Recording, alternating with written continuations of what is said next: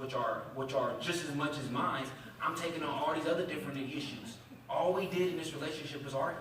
I got with us two 19-year-olds. We didn't have mortgage. We didn't have kids. We didn't have all these different things. I don't really understand what we was arguing about, but that's all we did. I got into this relationship, arguing, and in these arguments, all these other different things are being triggered now. Now, I've never physically argued with anybody, but I've watched my parents argue. So I've never really, so I didn't know I didn't even have all these triggers. I didn't know I had all these different emotions coming out. During one argument, I ended up moving her back in with my mom at the time. We were arguing, and on one particular day, I was 19 years old. I got so mad during some argument, and I was walking out the house. In order for you to go out the house, you got to go through the kitchen. As I'm going through the kitchen, somehow, the way the devil works, the biggest knife in the house is laying on the counter as I'm walking out. As I'm walking out, I grab that knife and run out. Now, my oldest sister, who has never seen me, we're 9 years apart, so I'm her little brother. She's never even seen me upset my whole entire life because that's how great I am. My family and friends tell you up until this point, nobody has ever seen me upset. I am the jovial kid. I am the life of the party. I am the one that got all the answers. I am the popular one. I am all these different things. Like, I have looked like this literally my whole entire life. So I've never looked like I have suicide attempts or have mental health problems or have any different things. I've always prided myself in just looking like this. If I could just look like this, nobody else will identify me. On this particular day, I got so mad when I ran out and grabbed that knife. She had to call the local authorities because she didn't know what to do. She called the Oakland Police Department. Oakland Police Department came out and they found me. And when they found me on the stairs around the corner from my house. When they found me, I had that knife, and I had that knife to my throat. Now, it was the first time in my life that I felt like I was in control.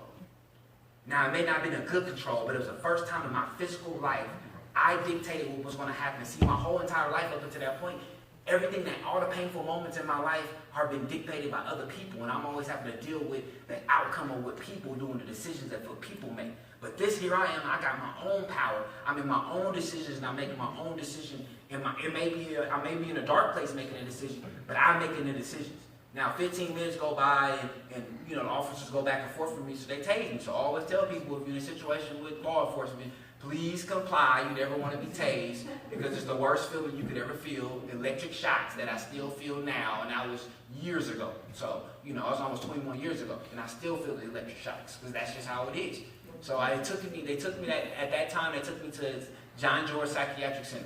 I didn't even know that we had mental health facilities. I didn't even know what this place was. Just imagine that being 19 years old, I'm sure everybody can remember being 19. You got your life figured out. You know who you are. Can't nobody tell you nothing new about yourself. So at 19 is the first time I entered into this John George Psychiatric Hospital. And I remember waking up, and I finally came to, and I had my hand cuffed. I would have one hand cuffed to the bed, and I had all these loud noises and people yelling. I'm like, where am I at? I had no idea. I ended up going back and forth for the next couple of days. People were coming in the hospital. In my room. They never identified and said who they were. So when they came in, I would tell them to get out. So they turned around and got out. I didn't know that you got to kind of comply with these people in order to get out the place. Nobody ever said we're health officials, we're nurses, we're doctors. They would come in literally, and I would say get out, and they would turn around and walk away. That was it. That went on for a couple of days. Finally, they came in, and they was able enough to answer enough questions, and they started asking me all. They ran me a questionnaire question and start telling me all these different things. Now they start telling me running all these numbers, saying 5150, and saying words like mental health and suicide and depression.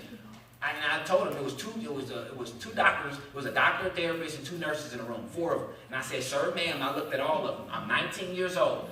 I've looked at Channel 2 News at the time, Elaine Carell, Dennis Richmond. I can tell the anchors. I'm letting them know, everybody. I watch the news every single day. I've never heard the word mental health. I've attended every assembly of my whole entire life, and nobody's ever came to my school and said nothing about no suicide, no 5150.